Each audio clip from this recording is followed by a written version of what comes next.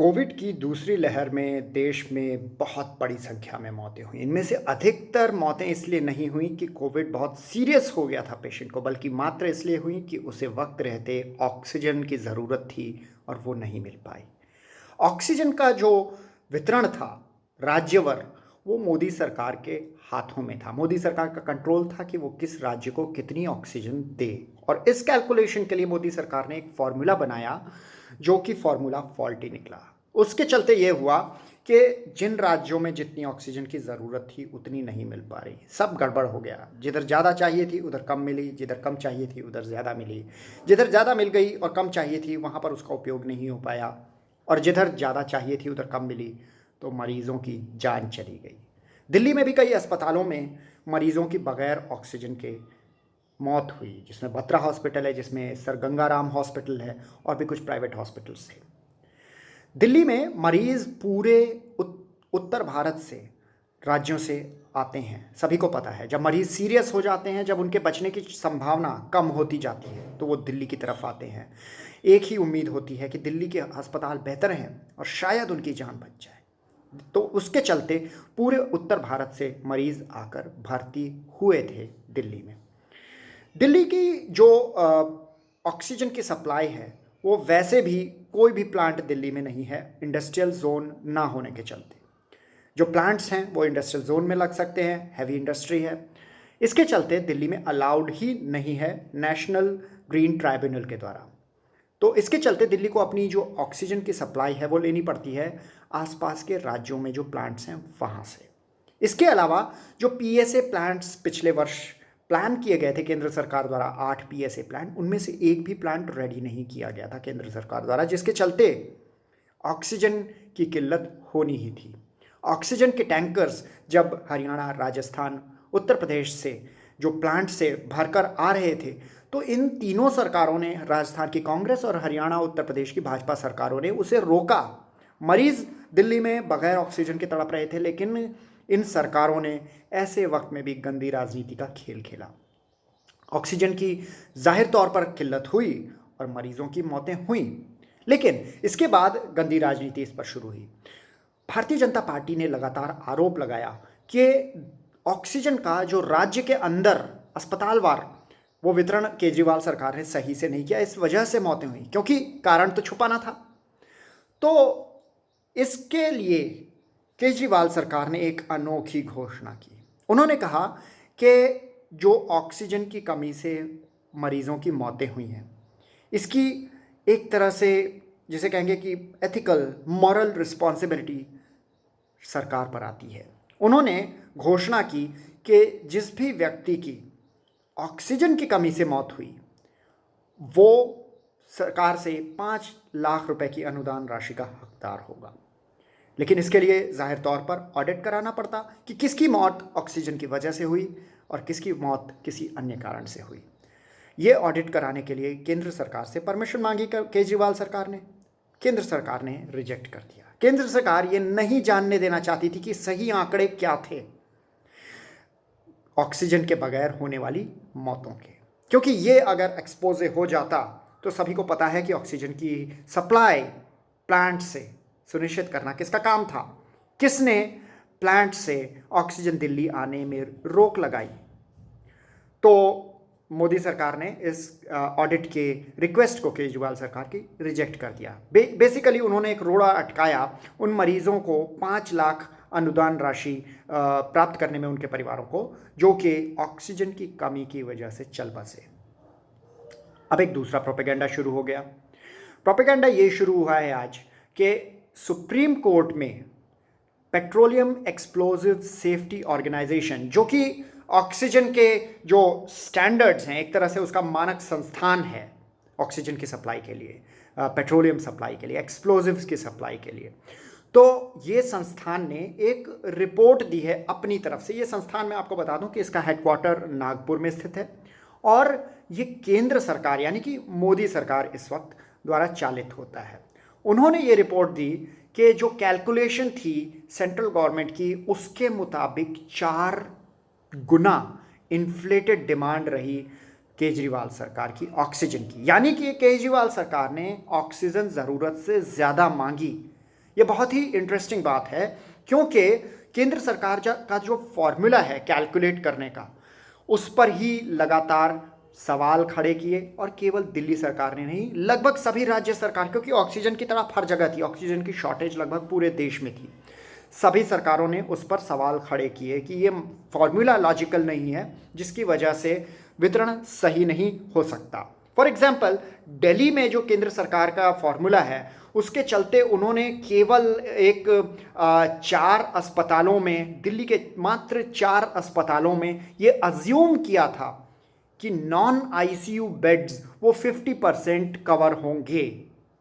पहली बात तो दिल्ली में मात्र 4 अस्पताल नहीं है। दूसरी बात, ऐसा भयावह समय था जब दिल्ली के और आसपास के सभी राज्यों के सीरियस पेशेंट्स दिल्ली आ रहे थे, जिन्हें दिल्ली राजधानी होने के नाते, देश की संस्कृति, देश के लोगों का गढ़ होने के नाते, अपना धर्म था दिल्ली का कि वो देश के सभी नागरिकों का ट्रीटमेंट करे, जो भी वहाँ आया है दिल्ली पर भरोसा करके।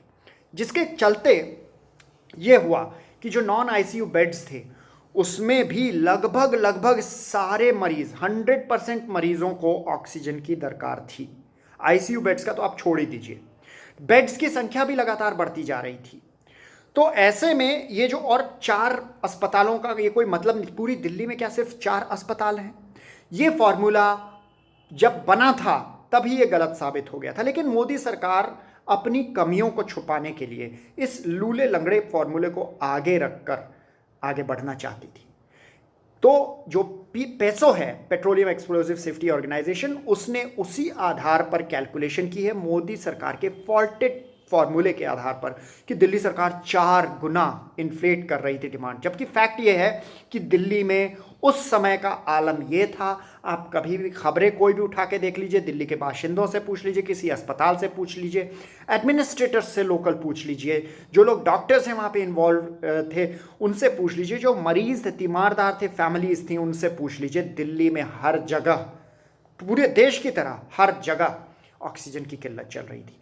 तो ये कहना कि दिल्ली सरकार ज़रूरत से ज़्यादा ऑक्सीजन मांग रही थी, वो बड़ा ही हास्यास्पद है, क्योंकि इस हिसाब से तो एक भी मौत बगैर ऑक्सीजन के नहीं होनी चाहिए थी, यदि सफिशिएंट ऑक्सीजन दिल्ली को दे रही थी केंद्र सरकार। दूसरी बात यह है कि अन्य सरकारों को, अन्य राज्य सरकारों को केंद्र ने दिल्ली से कई गुना ज़्यादा ऑक्सीजन दी, जबकि उनके जो बेड्स हैं या मरीजों के जो आंकड़े हैं वो दिल्ली सरकार से कम या बराबर थे। फॉर एग्जाम्पल, गुजरात में, मध्य प्रदेश में बहुत ज़्यादा, 4 गुना, 6 गुना, जो उनकी कैलकुलेशन आती थी उससे 4 गुना, 6 गुना ऑक्सीजन सप्लाई की। दिल्ली को कभी नहीं मिला। दिल्ली को 965 तक एमटी तक की डिमांड की गई, 700 तक काफ़ी समय तक चलता रहा, 730 हुआ, फिर 965 हुआ। उतनी ऑक्सीजन उसे कभी नहीं दी गई। मात्र एक दिन जब बहुत बवाल हुआ था, तो केंद्र सरकार जब कोर्ट में ये सब सामने कच्चा चिट्ठा खोल के मोदी सरकार का सामने आ गया था और बड़ी बेइज्जती हो रही थी, तब उन्होंने एक दिन मात्र लगभग 700 एमटी ऑक्सीजन दी थी। उसके अलावा एट एन एवरेज 400-430 एमटी, इससे ज़्यादा नहीं मिला। अब आप सोचिए कि लगभग इतने ही मरीज गुजरात राज्य में उन दिनों दिखाए जा रहे थे, और ये 430 के मुकाबले वहाँ पर 800-900 एमटी जा रहा था। तो बराबर मरीजों के लिए दोगुनी आप ऑक्सीजन सप्लाई कर रहे हैं दूसरे राज्यों में। दिल्ली को आप ब्लेम कर रहे हैं कि उन्होंने ज़रूरत से ज़्यादा मांगा, जबकि सबके सामने है कि ऑक्सीजन की कमी से मौतें हुई, ऑक्सीजन नहीं मिल रही थी। तो ये जो अभी वैसे दिल्ली सरकार से जवाब मांगा जाएगा, अभी मामला पूरा नहीं हुआ है, अभी दिल्ली सरकार का पक्ष सामने नहीं आया है। अभी सिर्फ पेसो नागपुर ने अपनी रिपोर्ट दी है सुप्रीम कोर्ट को, जैसा कि उसे प्रोसेस में देना है, और पेसो ने फॉलो किया है वही फॉल्टी फॉर्मूला केंद्र सरकार का। 4 अस्पताल, assuming that only 50% beds, non-ICU beds, are being occupied by the COVID people who require oxygen, which cannot be true. At that point of time, everybody needed oxygen almost. If he didn't need any oxygen, the person was actually getting treated at home only. जो अस्पताल आए थे वो काफ़ी serious patients थे। आप ये कैसे कह सकते हैं कि अस्पताल जो लोग आए थे उनमें से 4 अस्पतालों में मात्र 50% लोगों को ऑक्सीजन की ज़रूरत थी। तो ये आंकड़ों की बाजीगरी क्यों हो रही है?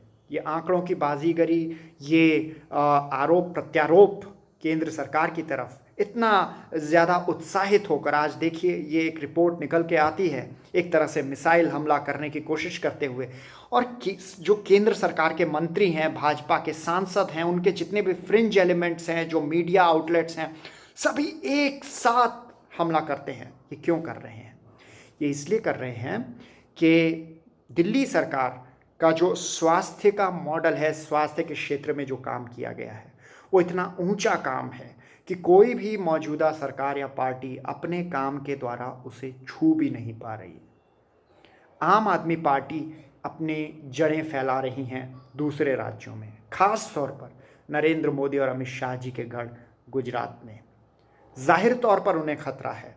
भाई, जब कोई अच्छा स्वास्थ्य मॉडल वहाँ नहीं है और जब आम आदमी पार्टी सरकार बताती है, आम आदमी पार्टी बताती है वहाँ के लोगों को, गुजरात के नागरिकों को, कि हमने मात्र 5-6 सालों में ये हेल्थ इंफ्रास्ट्रक्चर दिया, ये फैसिलिटीज़ दी, तो वो तो गुजरात में आज 20 से भी अधिक सालों के शासन के बाद भाजपा नहीं दे पाई है। इसलिए हेल्थ, जो कि स्ट्रॉन्ग पॉइंट है, स्ट्रॉन्ग डिपार्टमेंट है, स्ट्रॉन्ग फिलॉसफी है आम आदमी पार्टी की, उसे डेंट करने के लिए ये षड्यंत्र रचा जा रहा है। बहुत हो हल्ला हो रहा है, कोशिश की जा रही है ये प्रूव करने के सुप्रीम कोर्ट ने वर्डिक्ट दे दिया, लेकिन अभी दिल्ली सरकार का पक्ष नहीं आया है। आप किसी को इस प्रकार से चोर नहीं बता सकते बगैर उसका पक्ष सुने। पक्ष वैसे मैंने आपको बता दिया है। अब आप दिल्ली सरकार का लीगल रिस्पॉन्स सुनिए। होल्ड ऑन योर हॉर्सेस, ज़रा उसका रिस्पॉन्स सुनिए, तथ्यों में जाइए, हवाई बातें मत करिए, दिखावों पे मत जाइए, अपनी अकल लगाइए। अगर मोदी सरकार काफ़ी ऑक्सीजन दे रही होती तो गुजरात में एक भी व्यक्ति की मौत बगैर ऑक्सीजन के नहीं होती। कर्नाटक में, तमिलनाडु में, उत्तर प्रदेश, राजस्थान, मध्य प्रदेश, छत्तीसगढ़ में एक भी मौत बगैर ऑक्सीजन के नहीं होती। क्या आपके ज़िले में, आपके संभाग में, आपके राज्य में, आपके इर्द गिर्द किसी व्यक्ति को ऑक्सीजन की किल्लत होते हुए सुना आपने? उसकी मौत होते हुए सुना? सिलेंडरों को ब्लैक होते हुए सुना?